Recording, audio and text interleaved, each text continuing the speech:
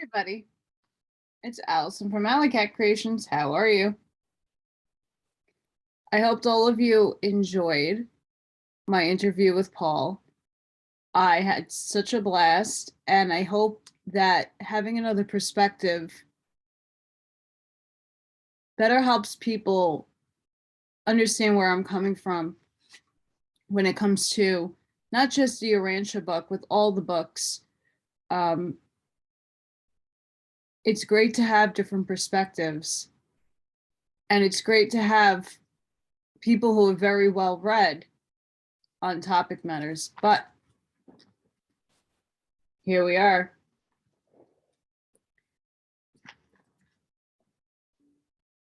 As the month keeps going in, this might be my last month with my bills amounting. I'm going to do everything that I can to sell some things that are not really selling. I don't know what to do, but I'm going to try other outlets to get things sold so I can pay some of my bills to keep this up. But I'm going to keep jamming as many videos as I possibly can so that I can get this content out to everybody. I pulled an all-nighter editing. YouTube editor, you suck, by the way. I upgraded a lot of things on my computer and cleaned a lot of stuff out, and the editor that I usually use took forever. So I then took all night to go through and to use YouTube's editor, which still sucks. Either way, I think it turned out amazing. I hope you all go watch that interview and get a good perspective of the Urantia book, which I'm going to read now. Paper 6, The Eternal Sun. Buckle up. Before I do that, if you can hit that thumbs up button, if you can share, if you can subscribe to my channel, that'd be amazing. And thank you from the bottom of my heart for those of you who do. It means a lot to me, it really does. So without further ado, the Urantia book, The Eternal Sun.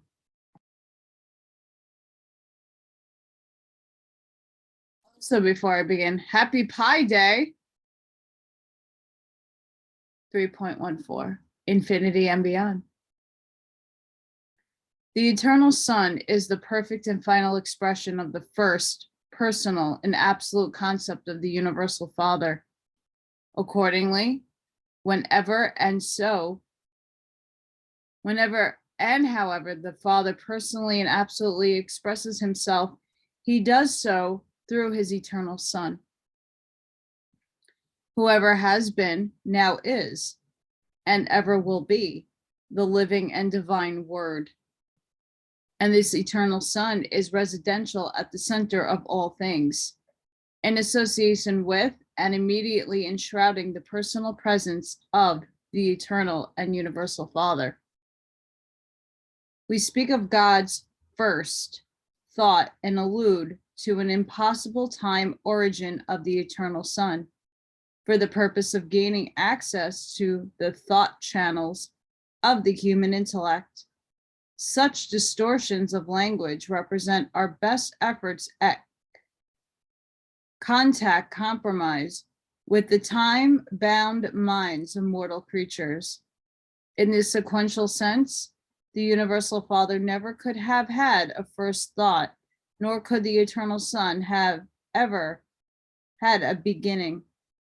But I was instructed to portray the realities of eternity to the time-limited minds of mortals by such symbols of thought, and to designate the relationships of eternity by such time concepts sequentially.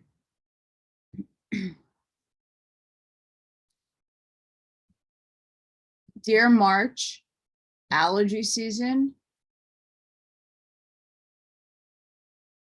Yes, I have a lot of allergies. So sorry if I sound stuffy. Because I am. The eternal Son is the spiritual personification of the Paradise Father's universal and infinite concept of divine reality, unqualified spirit, and absolute personality. And thereby does the Son constitute the divine revelation of the creator identity of the universal Father.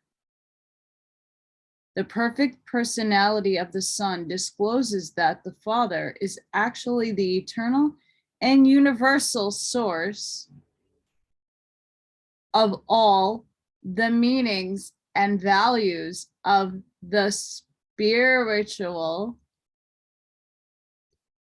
the volition and purposeful, and the personal.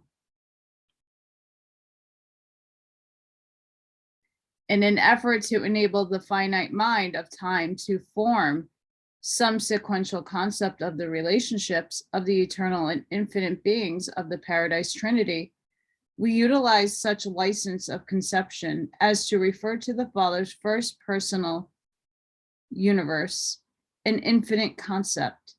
It is impossible for me to convey to the human mind any adequate idea of the eternal relations of the deities. Therefore, do I employ such terms as will afford the finite mind something of an idea of the relationship of these eternal beings in the subsequent eras of time. We believe the Son sprang from the Father. We are taught that both are unqualifiedly eternal. It is apparent, therefore, that no time creature can ever fully comprehend this mystery of a Son who is derived from the Father, and yet who is coordinately eternal with the Father himself. Identity of the eternal Son. Identity of the eternal Son. The eternal Son is the original and only begotten Son of God. He is God, the Son, the second person of deity and the associate creator of all things. As the Father, the first great source and center, so the eternal Son is the second great source and center. The eternal Son is the spiritual center and the divine administrator of the spiritual government of the universe of universes. The universal Father is first a creator and then a controller. The eternal Son is first a co-creator and then a spiritual administrator. God is spirit, and the Son is a personal revelation of that spirit. The first source and center is the volition absolute. The second source and center is the personality absolute. The universal Father never personally functions as a creator except in conjunction with the Son or with the coordinate action of the Son. Had the New Testament writer referred to the eternal Son, he would have uttered the truth when he wrote, quote, "In the beginning was the Word, and the Word was with God, and the Word was God. All things were made by him, and without him was not anything made that was made," end quote. When a son of the eternal Son appeared on Urantia, those who fraternized with this divine being in human form alluded to him as, quote, "He who was from the beginning, who we have heard, whom we have seen with our eyes, whom we have looked upon, and our hands have handled, even the word of life," end quote. And this bestowal Son came forth from the Father just as truly as did the original Son, as is suggested in one of his earthly prayers, quote, "And now, O my Father, glorify me with your own self," with the glory which I had with you before this world was, end quote. The eternal Son is known by different names in various universes. In the essential universe, he is known as the coordinate source, the co-creator, and the associate absolute. On Uversa, the headquarters of the super universe, we designate the Son as the coordinate spirit center and as the eternal spirit administrator. On Salvington, the headquarters of your local universe, the Son is of record as the second eternal source and center. The Melchizedek speak of him as the son of sons. On your world, but not in your system of inhabited spheres, the original Son has been confused with the coordinate creator Son, Michael of Nebadon, who bestowed himself upon the mortal races of Urantia. Although any of the paradise sons may fittingly be called sons of God, we are in the habit of reserving the designation, quote, the eternal Son, end quote, for the original Son, and the second source and center co-creator with the universal Father of the central universe of power and perfection, and co-creator of all other divine sons who sprang from the infinite deities.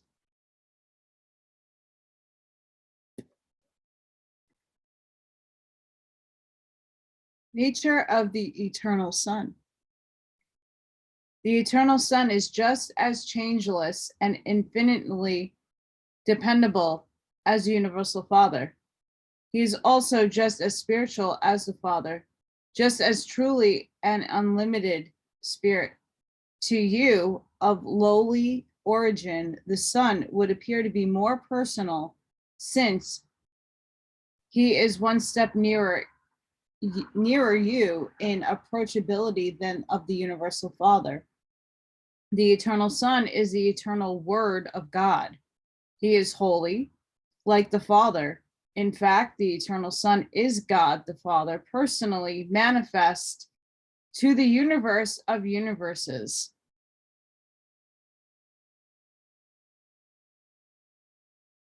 Okay, so let me read that again.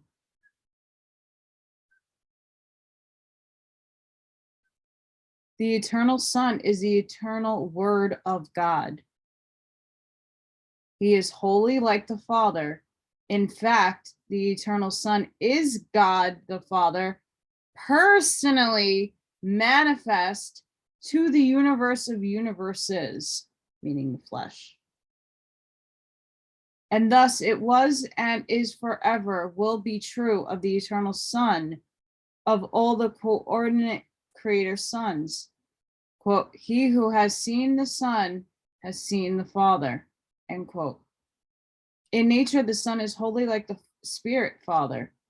When we worship the universal Father, actually we at the same time worship God the Son and God the Spirit. God the Son is just as divinely real and eternal in nature as God the Father.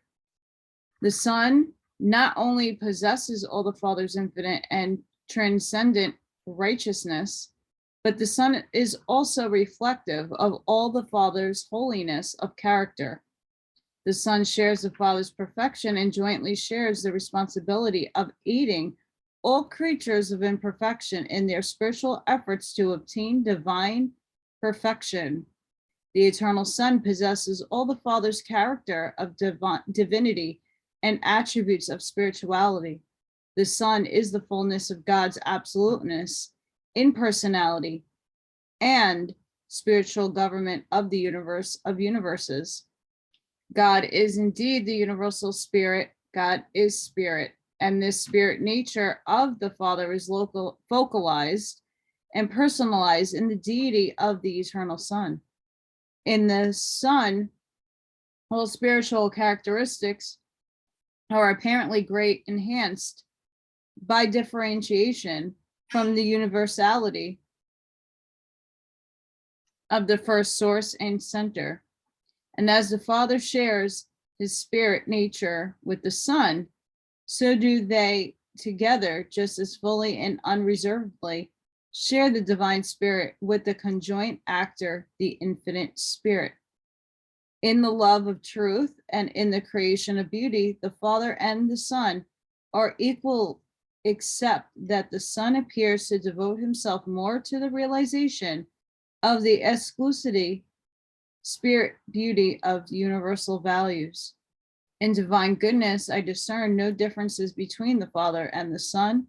The Father loves his universe children as a father. The eternal Son looks upon all creatures both as father and his brother. Interesting. Ministry of the Father's love. The Son shares the justice and righteousness of the Trinity, but overshadows these divinity traits by the infinite personalization of the Father's love and mercy. The Son is the revelation of divine love to the universe. As God is love, so the Son is mercy. The Son cannot love more than the Father, but he can show mercy to creatures in one additional way. For he not only is primal creator like the Father, but he is also the eternal Son of that same Father, thereby sharing in sonship experience of all other sons of the universal Father. The eternal Son is the great mercy minister to all creation. Mercy is the essence of the Son's spiritual character. The mandates of the eternal Son as they go forth over the spirit circuits of the second source and center are key in tones of mercy. To comprehend the love of the eternal Son, you must first perceive its divine source, the Father, who is love, and then behold the unfolding of the infinite affection in the far-flung ministry of the infinite spirit and his almost limitless host of ministering personalities. The ministry of the eternal Son is devoted to the revelation of God of love to the universe of universes. This divine Son is not engaged in the ignoble task of trying to persuade his gracious Father to love his lowly creatures and to show mercy to the wrongdoers of time. How wrong to envisage the eternal Son as appealing to the universal Father to show mercy to his lowly creatures on the material worlds of space. Such concepts of God are crude and grotesque. Rather, should you realize that all the merciful ministrations of the sons of God are a direct revelation of the Father's heart of universal love and infinite compassion. The Father's love is the real and eternal source of the Son's mercy. God is love. Son is mercy. Mercy is applied love. It's true. The Father's love in action in the person of his eternal Son. The love of this universal Son is likewise universal. As love is comprehended on a sex planet, the love of God is more comparable to the love of a father, which the love of the eternal Son is more like the affection of a mother. Crude, indeed, are such illustrations, but I employ them in the hope of conveying to the human mind the thought that there is a difference, not in divine content, but in quality and technique of expression between the love of the Father and the love of a Son. That's why I always end with saying love and light, because That's what I'm speaking about. Attributes of the eternal Son. The eternal Son motivates the spirit level of cosmic reality. The spiritual power of the Son is absolute in relation to all universe actualities. He exercises perfect control over the interassociation of all undifferentiated spirit energy and over all actualized spirit reality through his absolute grasp of spirit gravity. All pure, unfragmented spirit and all spiritual beings and values are responsive to the infinite drawing power and primal son of paradise. And if the eternal future should witness the appearance of an unlimited universe, the spirit gravity and the spirit power of the original Son will be found wholly adequate for the spiritual control and effective administration of such a boundless creation. The Son is omnipotent only in the spiritual realm. In the eternal economy of universe administration, wasteful and needless repetition of function is never encountered. The deities are not given to useless duplication of universe ministry. The omnipresence of the original Son constitutes the spiritual unity of the universe of universes. The spiritual cohesion of all creation rests upon the everywhere active presence of the divine spirit of the eternal Son. When we conceive of the Father's spiritual presence, we find it difficult to differentiate it in our thinking from the spiritual presence of the eternal Son. The spirit of the Father is eternally resident in the spirit of the Son. The Father must be spiritually omnipresent, but such omnipresence appears to be inseparable from the everywhere spirit activities of the eternal Son. We do, however, believe that in all situations of Father-Son presence of a dual spiritual nature, the spirit of the Son is coordinate with the spirit of the Father. In his contact with personality, the Father acts in the personality circuit. In his personal and detectable contact with spiritual creation, he appears in the fragments of the totality of his deity, and these Father fragments have a solitary, unique, and exclusive function wherever and whenever they appear in the universes. In all such situations, the spirit of the Son is coordinate with the spiritual function of the fragmented presence of the universal Father.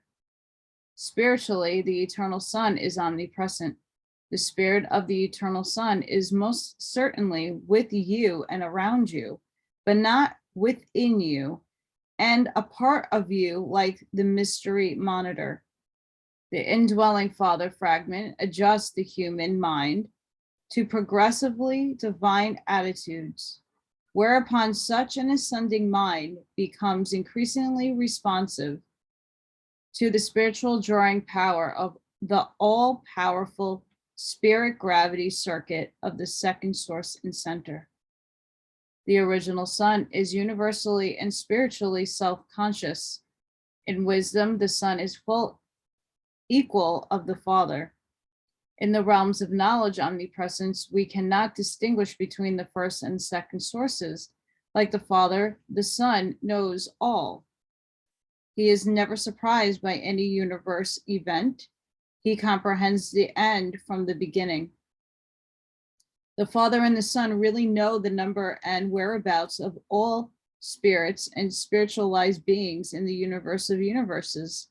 Not only does the Son know all things by virtue of his own omnipresent spirit, but the Son, equally with the Father and the conjoint actor, is fully cognizant of the vast reflectivity intelligence of the Supreme Being, which intelligence is at all times aware of all things that transpire on all the worlds of the 7 super universes, and there are other ways in which the Paradise Son is omnipresent.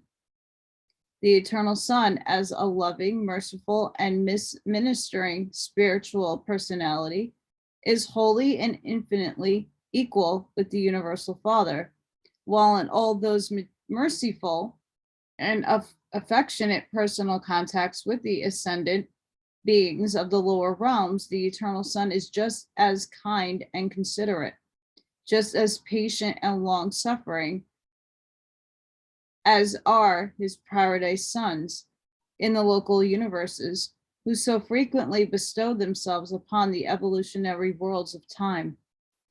It is needless further to expatiate on the attributes of the eternal Son.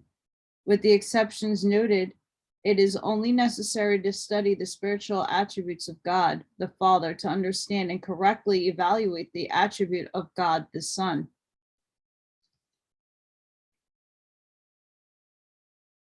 It's a lot to take in.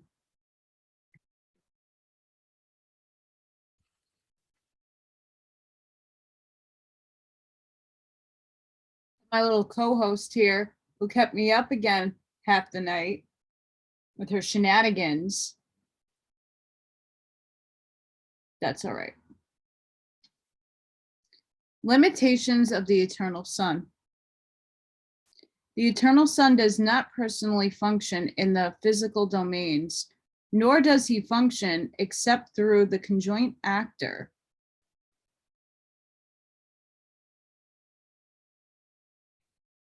In the levels of mind, ministry to creature beings. But these qualifications do not in any way, in any manner, otherwise limit the eternal Son in the full and free exercise of all the divine attributes of spiritual omnipresence and omnipotence. The eternal Son does not personally pervade the potentials of spirit inherent in the infinity of deity absolute. But as these potentials become actual, they come within the all-powerful grasp of the spirit gravity circuit of the Son. Personality is the exclusive gift of the universal Father. The eternal Son derives personality from the Father, but he does not, without the Father, bestow personality. The Son gives origin to a vast spirit host, but such derivations are not personalities. When the Son creates personality, he does so in conjunction with the Father or with the conjunct creator, who may act for the Father in such relationships. The eternal Son is thus a co-creator of personalities, but he bestows personality upon no being, and of himself alone never creates personal beings. This limitation of action does not, however, deprive the Son of the ability to create any or all types of other than personal reality. The eternal Son is limited in transmittal of creator prerogatives. The Father is eternalizing the original Son, bestowed upon him the power and privilege of subsequently joining with the Father in the divine act of producing additional sons possessing creative attributes, and this they have done and now do. But when these coordinate sons have been produced, the prerogatives of creatorship are apparently not further transmissible. The eternal Son transmits creatorship powers only to the first or direct personalization. Therefore, when the Father and the Son unite to personalize a creator Son, they achieve their purpose. But the creator Son thus brought into existence is never able to transmit or delegate the prerogatives of creatorship to the various orders of sons, which he may subsequently create, notwithstanding that in the highest local universe, sons, there does not appear a very limited reflection of the creative attributes of the creative Son. The eternal Son, as an infinite and exclusively personal being, cannot fragmentize his nature, cannot distribute and bestow in individualized portions of his selfhood upon other entities or personas, as do the universal Father and the infinite Spirit. But the Son can and does bestow himself as an unlimited spirit to bathe all creation and unceasingly draw all spirit personalities and spiritual realities to himself.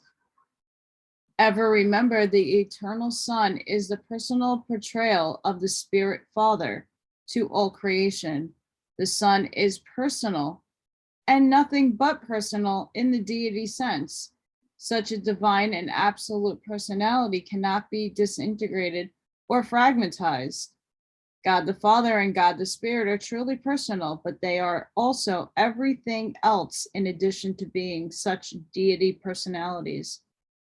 Though the eternal Son cannot personally participate in the bestowal of the thought adjusters, he did sit in the council with the universal Father in the eternal past, approving the plan and pledging endless cooperation with the Father in projecting the bestowal of the thought adjusters, proposed to the Son, I quote, let us make mortal men in our own image, end quote.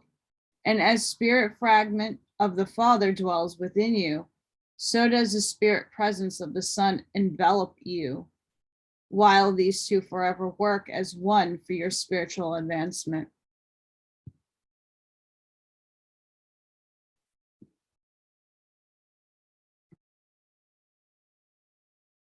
This spirit mind. The eternal Son is spirit and has mind, but not a mind or a spirit which mortal mind can comprehend. Mortal man perceives mind on the finite, cosmic, material, and personal levels. Man also observes mind phenomena in living organisms functioning on the subpersonal animal level. But it is difficult for him to grasp the nature of mind when associated with supermaterial beings and as a part of exclusive spirit personalities. Mind must, however, be differently defined when it refers to the spirit level of existence and when it is used to denote spirit functions of intelligence. That kind of mind, which is directly allied with spirit, is comparable neither to that mind which coordinates spirit and matter, nor that mind which is allied only with matter. Sorry, guys, I'm trying. Spirit is ever conscious, minded, and possessed of varied phases of identity. Without mind in some phase, there would be no spiritual consciousness in the fraternity of spirit beings. The equivalent of mind, the ability to know and be known, is indigenous to deity. Deity may be personal, pre-personal, subpersonal, or impersonal, but deity is never mindless. That is, never without the ability, at least, to communicate with similar entity, beings, or personalities. The mind of the eternal Son is like that of the Father, but unlike any other mind in the universe. And with the mind of the Father, it is ancestor to the diverse and far-flung minds of the conjunct Creator. The mind of the Father and the Son, the intellect, which is ancestral to the absolute mind of the third source and center, is perhaps best illustrated in the pre-mind of a thought adjuster. For though these father fragments are entirely outside of the mind circuits of the conjoint actor, they have some form of pre-mind. They know as they are known. They enjoy the equivalent of human thinking. The eternal Son is wholly spiritual. Man is very nearly entirely material. Therefore, much pertaining to the spirit personality of the eternal Son, to his 7 spiritual spheres encircling paradise, and to the nature of the impersonal creations of the paradise Son. We have to await your attainment of spirit status following your completion of the Urantia ascension of the local universe of Nebadon. And then as you pass through the super universe and onto Havona, many of these spirit concealed mysteries will clarify as you begin to be endowed with the mind of the spirit, spiritual insight. We have to ascend, guys. We have to ascend our consciousness. We have to move up. And again, like I said in the interview with Paul, I'm coming from a spiritual standpoint, knowing ascension in vibration and octaves and levels of energy that we all produce as human beings. And our spirit, our soul, our essence, our everything, it gives us our personality, our knowing, our gut instincts. You got to raise it up so that these truths can be instilled within us. It's a lot of, this is a heavy part of the book. And Paul did go over that, some of these sections a little bit. But for those of you who did not view the interview, go back and watch it. It's pretty damn good, at least for me. Personality of the eternal Son. The eternal Son is that infinite personality from whose unqualified personality fetters the universal Father escaped by the technique of trinization, and by virtue of which he has ever since continued to bestow himself in endless profusion upon his ever expanding universe of creators and creatures. The Son is absolute personality. God is Father personality, the source of personality, the bestower of personality, and the cause of personality. Every personal being derives personality from the universal Father, just as the original Son eternally derives his personality from the Paradise Father. The personality of the Paradise Son is absolute and purely spiritual, and this absolute personality is also the divine and eternal pattern, first of the Father's bestowal of personality upon the conjoint actor, and subsequently of his bestowal of personality upon the myriads of his creatures throughout a far-flung universe. The eternal Son is truly a merciful minister, a divine spirit, a spiritual power, and a real personality. The Son is a spiritual and personal nature of God, made manifest to the universes, the sum and substance of the first source and center, divested of all that which is non-personal, extra-divine, non-spiritual, and pure potential. But it is impossible to convey to the human mind a word picture of the beauty and grandeur of the supernal personality of the eternal Son. Everything that tends to obscure the universal Father operates with almost equal influences to prevent the conceptual recognition of the eternal Son. You must await your attainment of paradise, and then you will understand why I was unable to portray the character of this absolute personality to the understanding of the finite mind. Realization of the eternal Son. Concerning identity, nature, and other attributes of personality, the eternal Son is the full equal, the perfect complement, and the eternal counterpart of the universal Father. In the same sense that God is a universal Father, the Son is a universal Mother. And all of us, high and low, constitute their universal family. To appreciate the character of the Son, you should study the revelation of the divine character of the Father.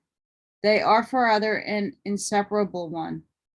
As divine personalities, they are virtually indistinguishable by the lower orders of intelligence. They are not so difficult of separate recognition by those who origin is in the creative acts of the deities themselves. Beings of nativity in the central universe and paradise discern the Father and the Son not only as one personal unity of universal control, but also as two separate personalities functioning in definite domains of universal administration. As persons, you may conceive of the universal Father and the eternal Son as separate individuals, for they indeed are but in the administration of the universes. They are so intertwined and interrelated that it is not always possible to distinguish between them. When in the affairs of the universes, the Father and the Son are encountered in confusing inter-associations, it is not always profitable to attempt to segregate their operations. Merely recall that God is the initiating thought and the Son is the expressionful word. In each local universe, this inseparability is personalized in the divinity of the Creator Son, who stands for both Father and the Son to the creatures of 10 million inhabited worlds. The eternal Son is infinite, but he is approachable through the persons of his paradise sons and through the patient ministry of the infinite Spirit. Without the bestowal service of the paradise sons and the loving ministry of the creatures of the infinite Spirit, beings of material origin could hardly hope to obtain the eternal Son. And it is equally true, with the help and guidance of these celestial agencies, the God consciousness mortal will certainly attain paradise and sometimes stand in the personal presence of this majestic Son of sons. Even though the eternal Son is the pattern of mortal personality attainment, you find it easy to grasp the reality of both the Father and the Spirit because the Father is the actual bestower of your human personality, and the infinite Spirit is the absolute source of your mortal mind. But as you ascend in the paradise path of spiritual progression, the personality of the eternal Son will become increasingly real to you, and the reality of his infinitely spiritual mind will become more discernible to your progressive spiritualizing mind, aka Christ consciousness. That is what we are all, spiritual, religious, non-religious. We're all trying to obtain that. All of us. In the spiritual realm, it is called the Christ consciousness. That's what we're trying to obtain. We're trying to get to fourth density, which is about love and compassion. And that's exactly what we need to obtain to get in order to move up is love and compassion. And what was preached, love and compassion. Aha. See, click, click, wink, wink, nod, nod. Even though the eternal Son is the pattern of mortal personality attainment, you find it easy to grasp the reality of both the Father and the Spirit because the Father is the actual bestower of your human personality. See? Source energy. Never can the concept of the eternal Son shine brightly in your material or subsequent morantial mind. Not until you spiritualize and commence your spirit ascension will the comprehension of the personality of the eternal Son begin to equal the vividness of your concept of the personality of the Creator Son of paradise origin, who, in person and as a person, one time incarnated and lived on Urantia as a man among men.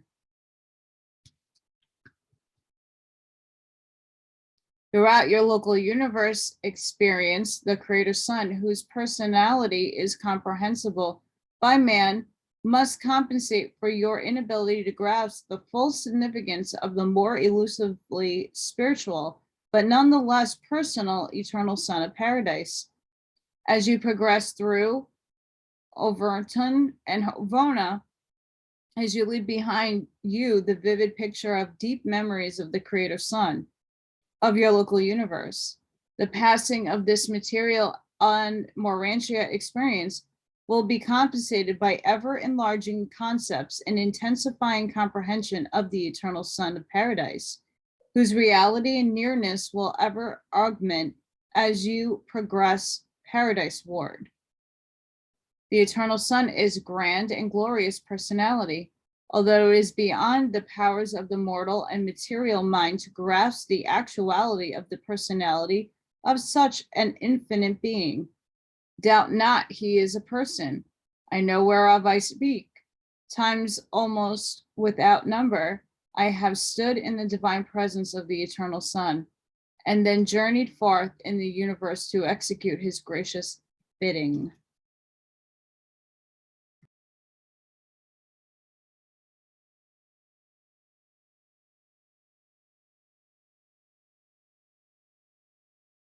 So for those people who are watching of a spiritual mind,